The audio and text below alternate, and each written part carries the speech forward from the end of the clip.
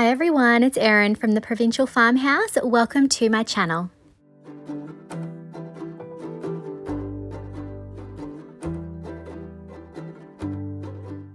In today's video, I'm going to be doing some French farmhouse thrift flips. For my first project, we're going to be working on this wall art that I found. It has pressed metal around the outside and a bit of a dated design in the center. So we are going to give this piece 2 coats of Dixie Belle's drop cloth. It will give it a lovely refresh, and it will also bring out those beautiful details around the outside. In terms of preparation, all I did for this piece was give it a wipe down with Dixie Belle's White Lightning and a rinse. This chalk paint sticks really well to everything, and later when I do a bit of distressing, I really had to work hard, so it sticks really well. So we're not worried about adhesion. Just a reminder that you can find a full product list in the description below, and most of these products on our website, theprovincialfarmhouse.com.au. To create some texture and a bit more of a vintage feel, I did speed up the drying process on the second coat. Next, I'm going to be using Rocycled's Farmhouse project blocks. I really loved this design with the chicken and I thought it would look lovely in the center, so I'm going to trim out that design. Now, we're not going to get the whole piece on there. There is going to be some trimming needed, but I really feel like the main focus will be those beautiful chickens in the center. To work out how much I need, I'm going to place the design over the area where I want it to go, and then I'm going to work out how much I'm going to have to trim.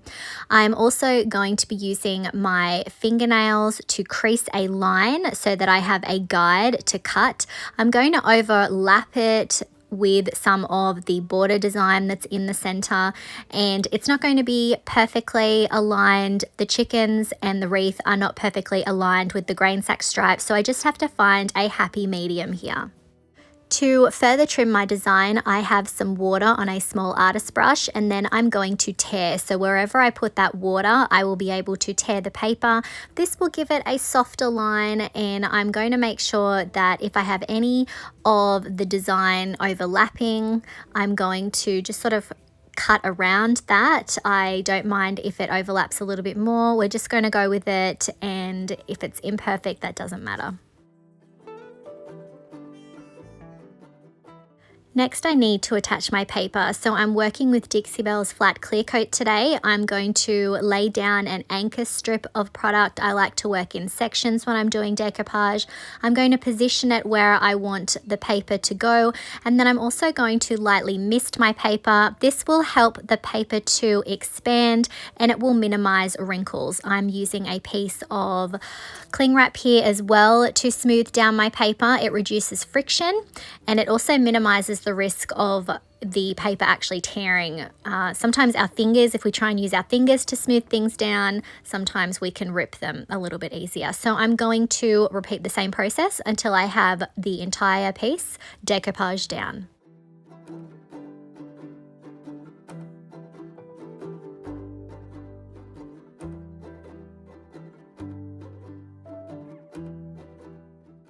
I'm then going to go around the edges with my brush. I've still got a little bit of product on there, and I'm just making sure that everything is pressed down really well. There is a little pattern that the paper has to sort of conform around, so I'm just making sure that everything is stuck down really well. And once I'm sure that that's the case, I'm going to put another coat of Dixie Belle's flat clear coat over the top of the paper to seal it all in.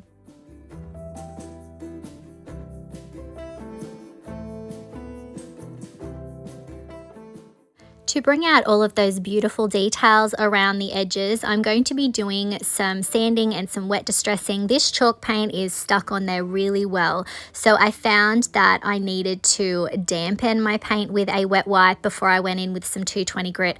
I also alternated between using an 80 grit as well, but I found that to be very coarse and it was more scratchy, so I tried not to use that too much.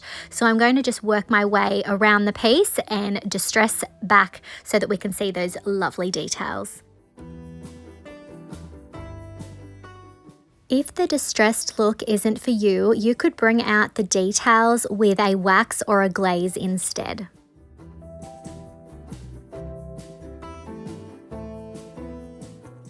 In addition to distressing and bringing out the details, I'm also going to distress the outside of the frame.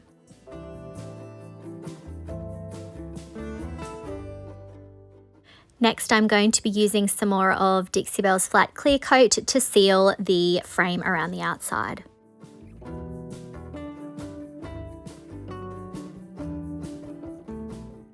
And here's our finished wall art.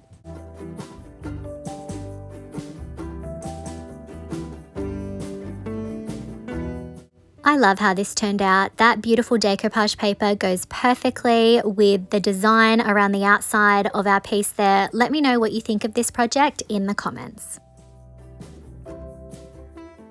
Our second project today is this little jug here. It's a made in China piece. Now I decided to take this outside and give it one coat of Rust-Oleum's cream spray paint.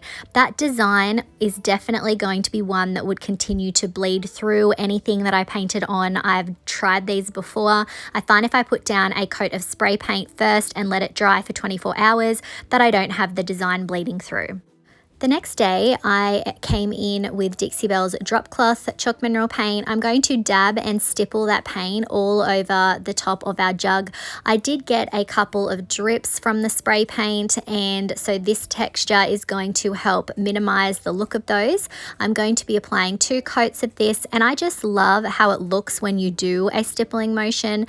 It definitely gives it a more seamless design. You don't see brush strokes. It's definitely a lovely way to paint ceramics. Once my second coat of paint was completely dry, I took out my IOD traditional pots transfer. There is so many lovely designs in this. I haven't used any of the blue ones yet, so I'm going to cut out one of those for our little jug today.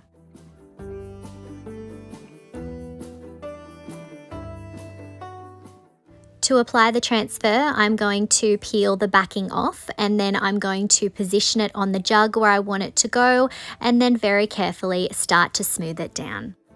I'm then going to rub the design down with the transfer tool that comes in the pack, and I'm just going to make smaller movements over the entire design to start off with, and then I'm going to pick a spot and then start lifting up that plastic as I rub. And if there's any areas that have not transferred, I will put the plastic back down and continue to rub. Just take your time when you're doing these, and definitely take your time when you're doing them on a rounded surface. Once the design is down, I will burnish it with the carrier sheet gently.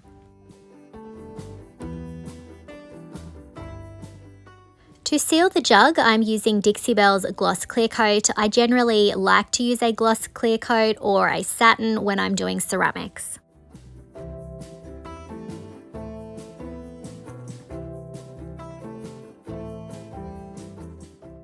To give this piece more of a vintage feel, I'm going to be using IOD's Permanent Black ink with IOD's Vintage Textures stamp. This is the crackle stamp, and I'm just going to work my way around the jug and add that crackle in random places. I'm pressing harder in some areas, lighter in others, and again, there is no right or wrong way to do this. It's just however you want those cracks to appear. Sometimes I find that less is more. I certainly wouldn't cover the entire jug with this, unless of course that's the look you're going for. So I'm going to work my way around, and I'm trying to think of where that cracking and crazing might appear naturally over time, particularly around the edges and the bottoms, and I'm going to keep going until I'm happy with the look. The Vintage Textures stamp comes with quite a few distressing stamps, so if the cracks are not your style, there's a few others to choose from in that pack. And here's our finished jug.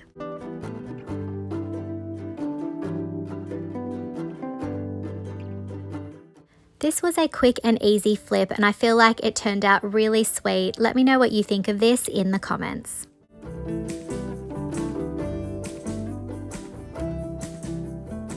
Our final project today is this little cow toy that I found at the thrift store. I felt like it was super cute, but we're going to give it a more grown-up look. We're going to turn it into what I hope will look like primitive decor. So my first step, I actually sprayed this with Rust-Oleum's Clear Matte Sealer, and now I'm using a mixture of Dixie Belle's Drop Cloth Chalk Mineral Paint with the Sea Spray Texture Additive, and I am dabbing and stippling that all over this cow. There is a seam line around the center of the cow, so I'm definitely aiming to minimize the look of that. And I'm just going to work my way around until I've covered the entire piece. And I'm going to be doing at least 2 coats, maybe 3 in certain areas until I'm happy with the look. When I saw this piece, I couldn't resist. I know that technically it was a child's toy. I really felt though that it would make a beautiful decor piece if it had the right paint job. So that's our goal today. We're going to try and make it look primitive and vintage, and the sea spray is definitely going to help with that. So you can see we have hidden quite a bit of that seam, but I'm going to go back in with another 2 coats to hide it. And once our cow is dry, you can see we've got some lovely texture, some lovely cracking. I did speed up the drying process a few times, which helped with that. And next I'm going to go in with Dixie Belle's Anchor Silk Mineral Paint. This is a black, and I have a small artist brush, and I'm going to very carefully paint in our little cow's eyes, and I'll also be adding some to the nose, the ears, the little hooves, and the tail, but that's about it. I'm trying to keep a pretty neutral, simple look here.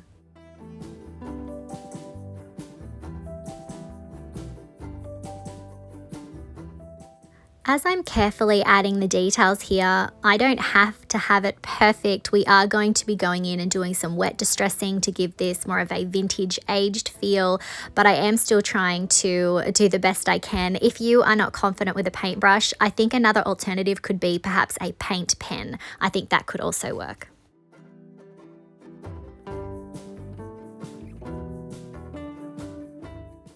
I'm also going to add a little bit of paint to the bottom of the cow's feet, just so this feels like a more finished project.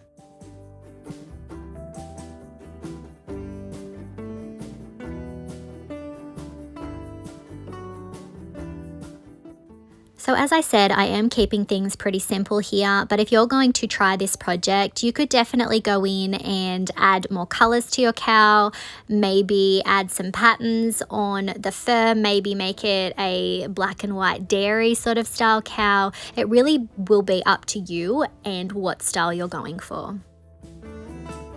Next, to add to the primitive aged feel, I have a wet wipe here, and I'm just doing a little bit of wet distressing. Remember, silk paint has a built-in top coat, so I'm able to do this while it's still a little bit wet. I definitely would recommend doing it soon after you've added the paint. Otherwise, every day that it sits, it's just going to get stronger. So definitely something you want to do pretty soon. To seal the cow, I'm using Dixie Belle's Best Dang Wax in Clear.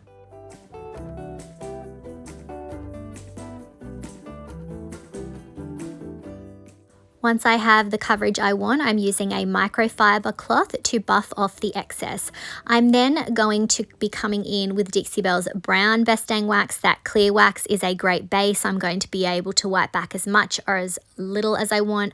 The wax is going to sit down into all of that lovely texture that we created, so I am working it in to the details with a small brush, and then I'm using a microfiber cloth to wipe back the excess. And if in any areas I feel that it's too dark, I can add more of that clear wax to almost erase it, to completely bring it back to that white tone. But I am loving the age that this is bringing. And here's our finished cow.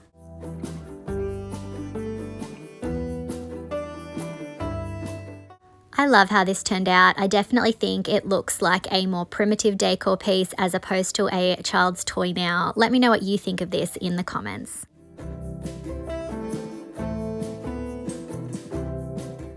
I really hope that you've enjoyed today's video and that it's given you some ideas on how you can use transfers, decoupage paper or paint to transform items for your home. Let me know if you had a favorite project from today.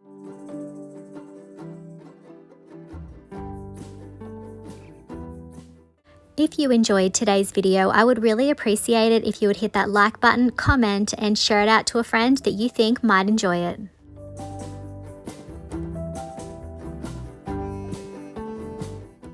If you haven't already, I would love it if you would hit that subscribe button and the notification bell so that you don't miss out on any of our videos. You can find the products used today on our website, theprovincialfarmhouse.com.au. Thanks for watching.